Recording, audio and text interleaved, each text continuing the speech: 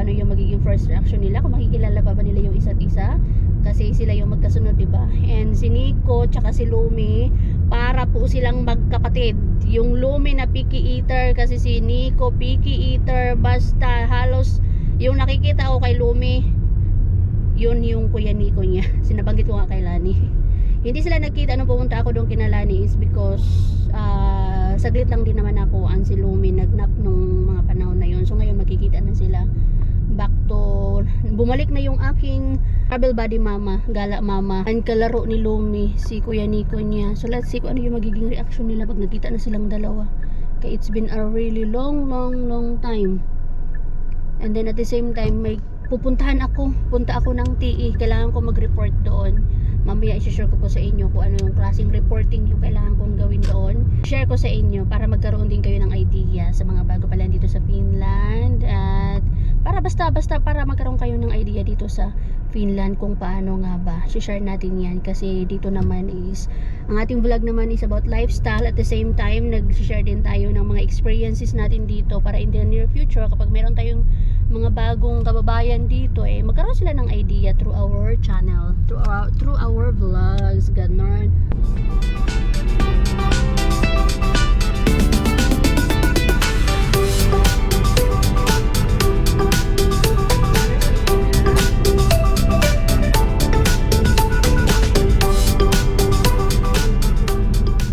Hindi ko alam kung pwedeng mag-park dito.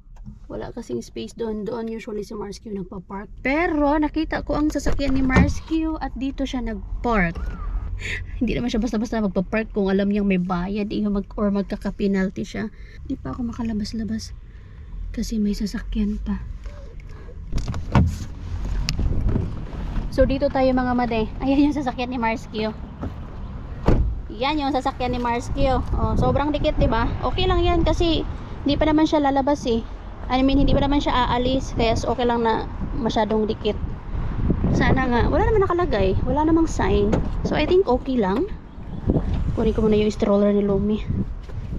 Kasi may mga nakapark naman, Sana okay lang talaga, Zay. Makapagbalik natin dito, mayroon tayong penalty for the second time around. Wag naman sana okay na yung first and last. Lagi kasi punuan dyan, yung dyan sila lagi nagpa-park si Marsky. Hala anak, malamig man di ay. Ayun na naman tayo. Yung nag-advise ka na never trust the weather in Europe. Never trust the weather in Europe. Pero ito ka pa din, hindi ka pa din natuto. Nag-advise ka pa, Zay. Tingnan niyo naman po ang lumibo. Walang jacket yan. Dahilin ko na lang yung jacket ni Dada. Itapal ko sa kanya or itabon ko. Dali na, my love. Kay ano man ikaw. Sus, ang bangsa mo anak.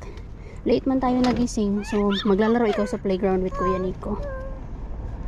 Play place, indoor play place. Tara.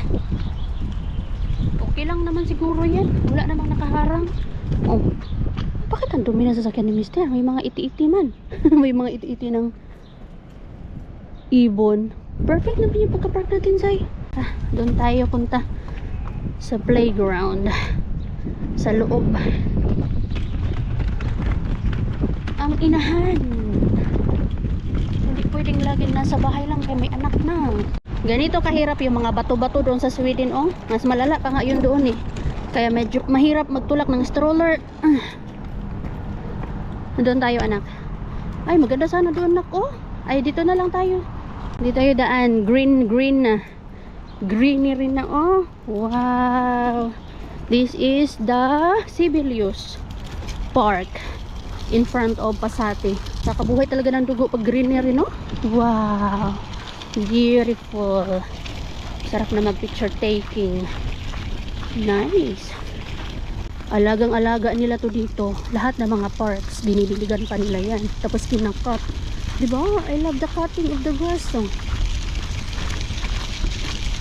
Yan. Alagang-alaga nila, diba? Wow.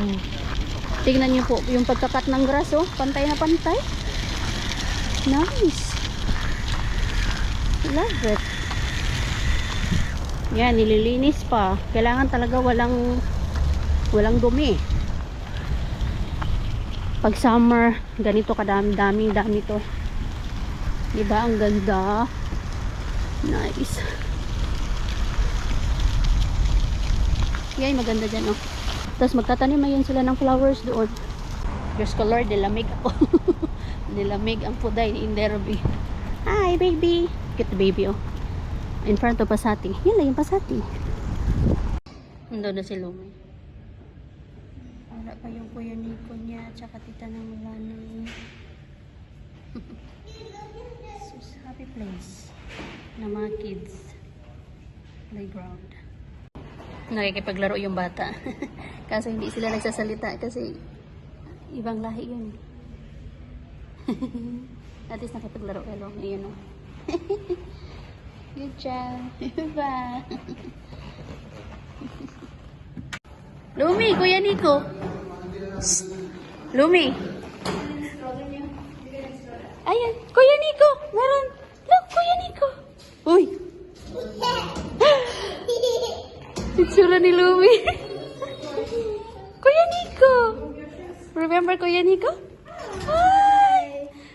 Natulala siya. Natulala siya. Hi. Bakit ganyan ang dance? Kinikilala yun si Nico eh.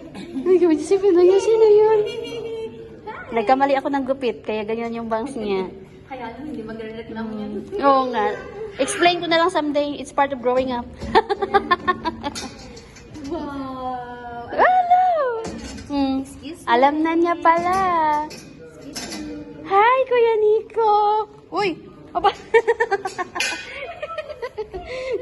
Iniwan ko muna ang Lumi doon kay Lani. Nagkita na yung dalawa. Pero nagkahiyaan. Hindi na nila makilala ang isa't isa. Hindi na sila excited na nagkita. Ganun talaga kasi lumalaki na. Pero anyway, wow. Ganda-ganda ng mga ano nila dyan. Oh. Anyway, punta muna ako ng TE. Yun nga yung sadya ko. It's because magre-reporting nga po ako. Dahil tinanggap ko na po ang offer na trabaho. So, kailangan ko mag-report doon. And meron pa ako mga plano, pero hindi ko muna share sa inyo mga Zay. Someday na lang mga Zay ha. So kailangan ko mag-report doon para kapag nag-start na po yung trabaho ko, hindi na ako makakatanggap ng benefits from them. Kundi yung matitira na lang na matatanggap na benefits ay yung Lapsilisa or yung child benefit na monthly kay Lumi. And nabanggit ko din po, 'di ba, na kaya pinag-isipan ko muna yung offer is because pumunta ako sa Kela kung makukompensate pa ako kay 15 hours per week lang po yung matatrabaho ko. So tinanong ko yung Kela kung makukompensated ba kung dadagdagan ba nila or magkakaroon ba ng compensation. And compensation, sabihin na lang natin na compensation, mamaya explain ko po sa inyo ng maayos kung bakit ganito or kung bakit iniisip ko or bakit sinabi ko na hindi ba ako malulugi, kasi may mga bagay po na mamaya explain ko sa inyo. Kitos! Mamaya explain ko po sa inyo. Actually, pwede naman ako mag-report online, pero mas gusto ko na dito na lang. Mabilis lang naman. Hindi naman ito tatagal. Sabihin ko lang naman dun sa front desk yung sadya ko. So mamaya na po sa bahay, share ko sa inyo ng detailed kung ano yung mga dapat yung malaman. Okay, for now hindi ko kayo sasama ulit. Dito muna tayo sa TE. Malapit lang po sa Pasati. Knockdown po pala ang Lumi, nakatulog siya. Binitbit ko siya na nakatulog. At luckily, hindi siya nagising. Well, nagising siya, pero pinadidi ko. Nakabalik siya ng tulog. So yeah, right now, I have to eat na. Meron akong binili sa rescue na food. Nakakain na din naman yung sa Lumi. Snack nga lang. Yeah. Snack nga lang yung kay Lumi. Naglaro sila ng Kuya Nico nila kanina. Meron akong spring rolls dito. 10 pieces of spring rolls for 2.50 euros. And 5 euros na sobrang lamig. Fried rice with chicken. Warm ko lang to.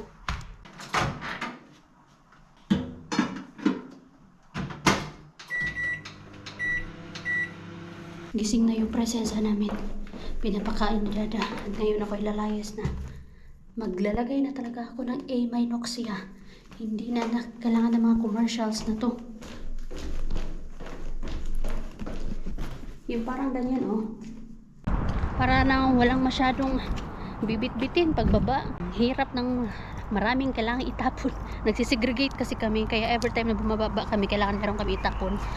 Ayan, punta ako ng shop na wala tayong bit-bit na lumi. Kaya pinapakain ni Dada, late lunch. Grabe ang akyat baba ko ngayong araw na to mga maday. 3, 4, 5. Balik-balik ako sa baba kasi nakalimutan ko yung susi ko. Tapos yung GoPro ko. Anak, kanina pa sana ako nakarating. Ayan o. Yung bit-bit ko. Grabe. Uy. What a day talaga ay. Nakalimutan ko kasi yung susi ko dun sa sasakyan. Kaya pabalik-balik ako. Susi. Tapos yung GoPro ko. Yung mag-ama ko pumunta dun sa caretaker or sa landlord namin. Binigay yung chocolate na iba't ibang variant of flavors.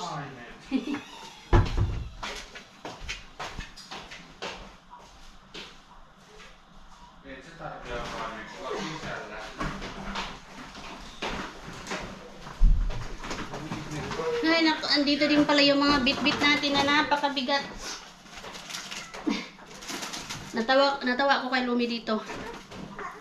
Itong yucca plant na to, inamoy niya. Wala man tong amoy. Di ba matigas to? So akala ko, hindi to kakainin ni Toshi, but kinainan pala to ni Toshi, yung isa ko doon. Ito na yung mga binibili ko. It's because, medyo matagal pala. Matagal siyang, hindi siya namamatay agad. Bili ako ng soil rose, pink rose para doon sa balcony namin. Hindi ko mapaganda ng bonggang-bongga yung balcony namin. It's because yun nga yung mga chair doon ayaw nang pakawalan ni Mr. Kaya as is ko na lang yung balcony namin. Pero at least malinis naman siya. Ay, oranges, apples, toppings, sauna palbiking ko. Ham, slices of ham. Aking favorite, Ben & Jerry's. Ito lang, hindi na chocolate fudgy brown. Tatlo to, 3 for 10 euros na. Pag mga summer kasi, 2 beses yan sila magsisale. Tapos buli ako ng leggings. Yan. Yung original price nito, 25. Naging 10 euros na lang siya. And then itong panglamig din siya. And 8 euros na lang to, alam ko eh. From 40 euros to 8 euros na lang. Or 10. Or 9. Ayan. Andito yung ibang fudgy brownie. Ito lang talaga yung kinuha ko. Kasi alam niyo po ba, nag-try ako ng isang flavor niyan. Hindi ko nagustuhan. Ang problema ko nito, paano ko pagkakasya sa ref? Sa fridge. Nuggets. Mga naka-sale man to. 3 for 5 euros. Pork. Carillion pie. Yawhili happy bee. Mag-burger kami mamaya. Cheat day. Then, chicken. Silumit. Yung isa ko na yuka doon, ayusin ko. I mean, linisan, i-ano ko siya. Linisan ko yung mga leaves niya para hindi siya masira. Nang tuluyan. Yun yung pinakaunang binili ko na yucca plants. I think 19 euros yung bili ko nun. Mas malaki naman yung kaysa dito. Ito kasi 6 euros lang to eh. Ilang ano lang to. I think this is 14? I think 14 cm. Yung isa ko kasi ay 21 yata yun. Hindi ko na malala na exactly. So yun lang, binili ko sa shop. Luckily, meron tayong plus also bag. Kaya nabit-bit ko yan lahat.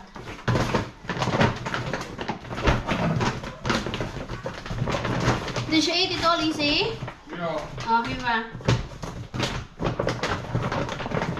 Snacking ko na yan ngayon, kaya alas 5 na. Walang pahinga si Inday Ruby.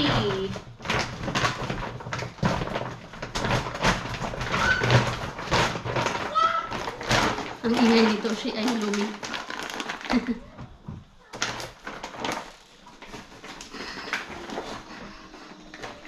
Ito po, oh, tinry ko to mga guys. Ay, Magnum pala. Magnum pala yung trinay ko. Tupia double hazelnut. Hindi siya masarap. Sayang. Ano to? 6 euros yata to isa nito. Hindi na ako bibili ng ganitong Magnum. Yung chocolate lang. Tsaka yung milk. Yun, masarap yun. Tinry ko lang. Gusto ko mag-explore ng iba't ibang flavors na yung ending. Nagsisisi ako. Kaya dito na tayo sa kung ano yung lagi kong binibili. This is my problem now. Paano ko pagkasyahan sa Zay?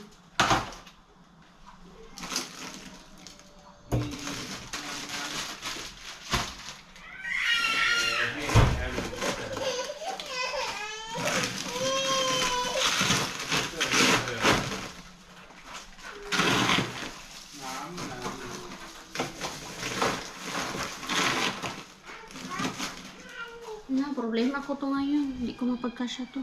Ay, gusto ko sanang ayusin yung mga plants ko. Kaya lang, mag-aalas 6 naman na. Ay, magluto na lang ako ng food.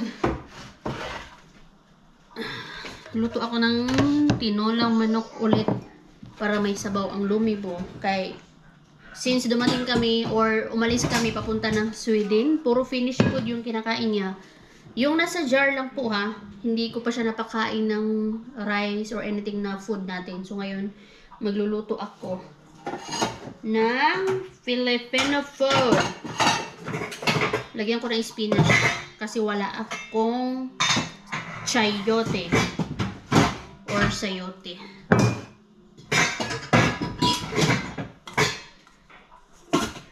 Gusto ko sana magbihis muna pero isahan na lang, mamaya na lang din. So yung sinasabi ko pala kanina mga made, para magka-idea yung mga iba dyan na mga bago pa lang.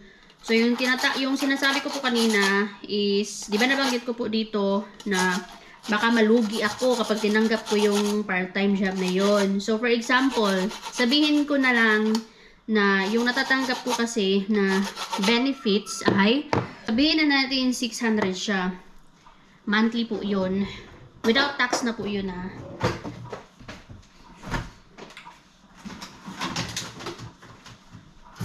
And then, kinalkyo namin ni Mr. yung matatanggap ko na sahod dyan sa part-time job na gagawin ko. At hindi siya aabot ng 600 euros. Kumbaga, lugi talaga ako. Pero, tinanong ko nga yung sa Kela and magkukompensate naman daw po sila para maging, parang 600. Parang isi-same nila sa benefit na natatanggap ko monthly. Example lang po ito ha. Pero, kapag kunwari, 580 yung matatanggap ko, hindi na ako bibigyan pa ng 20 euros na compensation, mga ganyan. Wala na yan. Pero yung iniisip ko na lang kasi ay, of course, thank you kay Mars Q kasi nung sinabi niya sa akin na kung gusto ko ba daw mag-apply doon kasi nangangailangan daw po sila ng workers as part, nangangailangan nga po sila ng summer workers. Nung sinabi niya sa akin yun, kung gusto ko ba daw mag-work, sabi ko, sure, why not? Ginura ko yun. Ang sinabihan niya ako na magpasa nga lang daw ako ng resume doon sa pinaka-boss nila. So, isa yun. Anak! Siyempre, nahiya ako na i-reject. Easy. Yo. Nahiya ako na i-reject yun. At the same time, gusto ko din na magkaroon ng experience sa cleaning. Para in the future, kapag gusto ko mag-part-time, pwede ako sa cleaning, di ba? Tinatanggalan ko ng balahibo kasi ayoko talaga ng mga balahibo. Kahit sa pork, chicken. So yun po yung dahilan kung bakit tinanggap ko yung trabaho na to. For the experience also. Kung iisipin, halos parehas lang din. At least hindi pa ako mapapagod. Yung kapag aasa lang ako sa benefits. Hindi pa ako mapapagod. Maalagaan ko pa ang anak ko, di ba? Pero kasi, may mga ganung tao kasi na umaasa lang din sa benefits ba. Ayaw nilang magtrabaho. Pero ako gusto ko talaga magtrabaho.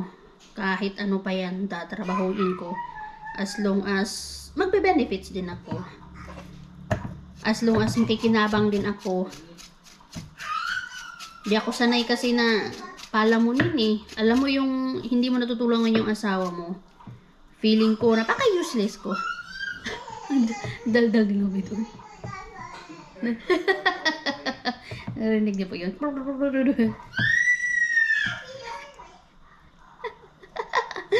Kasi, di ba, ano po ako eh, breadwinner ako eh. Ako sanay na hindi ako nakakapag-ambag. Pero the way na mag-ambag ako kay Mister, hindi ako yung nagluluho-luho. Yun yung ambag ko sa kanya. At yung ano din naman, yung mga natatanggap ko din monthly, tinutulong ko din naman yan sa kanya. Pero iba pa din yung may work ka ba. So, yun po yung dahilan.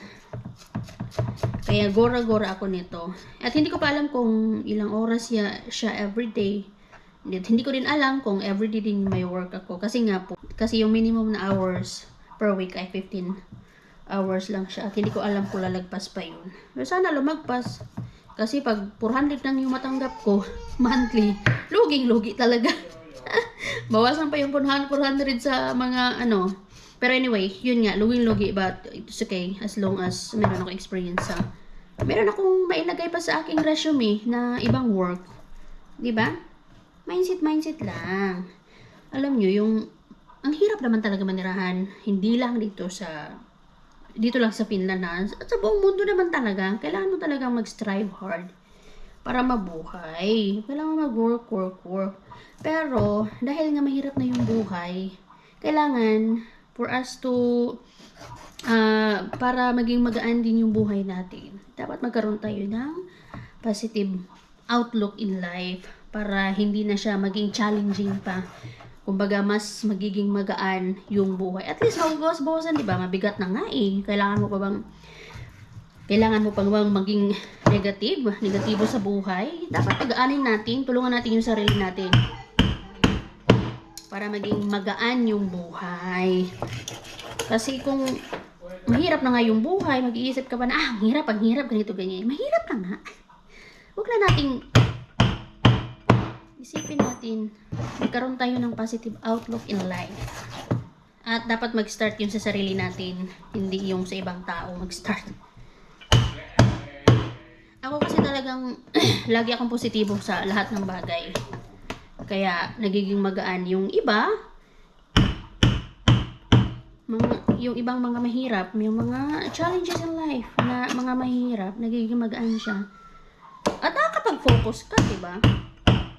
Kung paano mo susolusyonan. Ganun lang yan ang buhay. Kailangan maging iyak na naman siya dahil.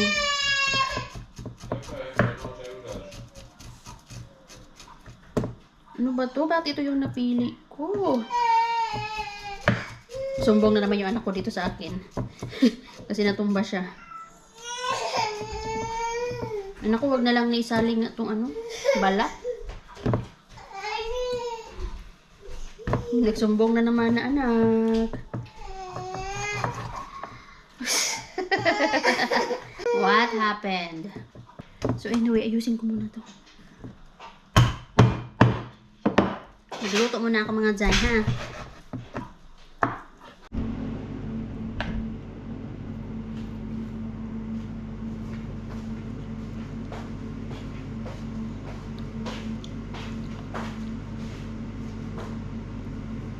This is done.